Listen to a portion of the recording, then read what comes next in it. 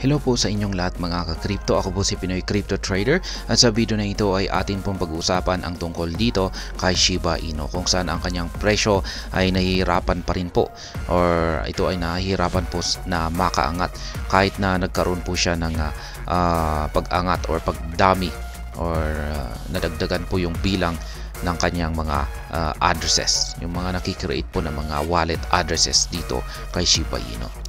Kasi kung pag lumalaki po yung bilang ng mga addresses dito kay Shiba Inu, isa po itong indicator na dumarami po yung mga interesado or yung interesadong nag-i-invest dito kay Shiba Inu. Kaya yan, pero kahit na dumarami yung mga investor dito ay mukhang nahihirap pa rin na makaangat ang market price ni Shiba Inu. Kaya yan po yung ating pag-uusapan dito. Pero bago po tayo magpatuloy ay nais ko lamang po munang bigyang linaw ang aking disclaimer kung saan ang nilalaman po ng video na ito ay hindi po ito isang financial advice. For education and information purposes lamang po ang layunin nito. Maliban po dito ay nais ko na rin pong magbigay babala na wala pong kahit anumang group chat ang Pinoy Crypto Trader. And the Shiba Inu token SHIB has achieved a noteworthy feat after exceeding 3.7 million addresses. Kaya yan, isa na naman pong tagumpay, isa na naman pong matinding achievement ito ang nakamit ni Shiba Inu. Sapagkat lumampas na po ang bilang ng mga addresses dito kay Shiba Inu ng 3.7 million. Kaya yan, nagpapakita po talaga yan na patuloy na dumarami yung mga interesadong investor dito kay Shiba Inu. Kaya dapat yung impact talaga nito, pag dumarami ang mga investor dito ay dapat ay tumataas rin yung market price ni Shiba Inu. Ganyan po dapat yung impact nito. Pero ang nakakapagtaka rito ay mukhang hirap pa rin siya na makaangat. According to information provided by Glassnode, the total number of unique addresses that have ever appeared in a SHIB transaction has risen to about 3.74 million. Kaya yan, yung naglabas po sa datos na ito ay ang Glassnode. Ayan po, nakikita po natin dito yung chart. Ayan. Ito po yung kulay red na yan, ay na linya na ito. Ayan po yung total addresses. Nakikita po natin na nitong May 21 ay dire-diretso lamang po yan na umaangat ng umaangat. Ayan, January 2024 ay ayan, dire-diretso lamang po na steady. Naging mabilis po yung kanyang pag-angat nitong mga January 2022 to May 2022. Data from CoinMarketCap painted a more concise picture, revealing that out of the 3.74 million addresses, about 1.23 million contained tokens worth less than $1,000. Kaya ayan, sa 3.74 million na bilang ng mga addresses na ito ay yung 1.23 million na mga addresses ay naglalaman po ng mga nasa $1,000 or $1,000 or less na amount ng Shiba Inu token. Kaya yan, in comparison, 98,200 addresses held tokens between $1,000 and $100,000. Per the data, less than 2,000 addresses held tokens surpassing $100,000. Kaya yan, yung mga bilang naman daw po ng mga addresses na may hawak ng mga SHIB tokens na nagkakahalaga ng 1,000 hanggang $100,000 ay nasa 98,200 na mga addresses. Samantala, yung 2,000 na mga addresses naman ay naglalaman po ito ng higit $100,000 na halaga ng SHIB tokens.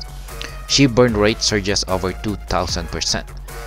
In another development, the meme coins burn rate shot up by an impressive 2,068.92% in the last day, leading to the removal of more than 53.5 million tokens from circulation.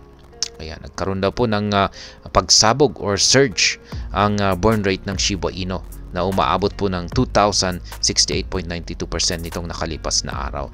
Kaya yan, nagdulot po yan ng pagbawas sa circulating supply ng Shiba Inu ng 53.5 million na SHIB token. Yan po yung natanggal or yan, nawala na po yan.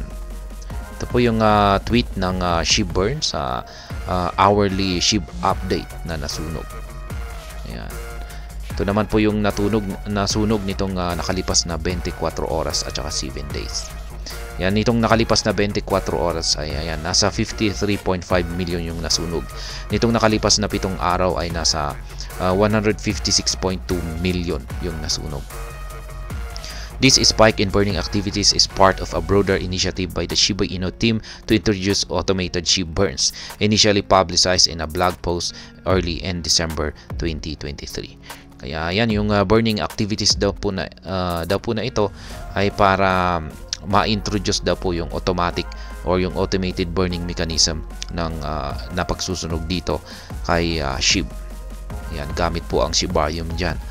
Yan, in a now deleted post on X that was captured by a Shiba Inu team account, SHIB BPP, Shibarium team members Ragnar SHIB that it hinted that the meme coin project was ready to incinerate as many as 9.25 trillion Shiba Inu token this month. Kaya yan, na content po natin to tungkol kay Ragnar SHIB, kung saan ay naglabas po siya ng tweet rito na yung plano po nila ay magsunog po sila ng 9.25 trillion SHIB ngayong buwan na ito. Kaya yan, ang laki po niyan. This substantial burn is anticipated to come from the $1 million worth of bone reported by the team in late 2023, equating to, ayan, ganyan po, nasa 101 billion, 101.5 billion na SHIB tokens ang yan. Over 36 billion of these tokens have already been moved to non-recoverable blockchain addresses in 4 transactions, each carrying more than 8.5 billion SHIB. Kaya yan, ang nasunog na po dito mula sa total SHIB tokens na ito ay umaabot na po ng 36 billion. In light of the recent surge in the burn rate and transition towards automated burns, Shiba Inu efforts to enhance the utility of the token and address inflation concerns are evident. SHIB price fails to get momentum. However, despite the escalating number of addresses and the significant burn rate, SHIB's price has continued to struggle to gain traction.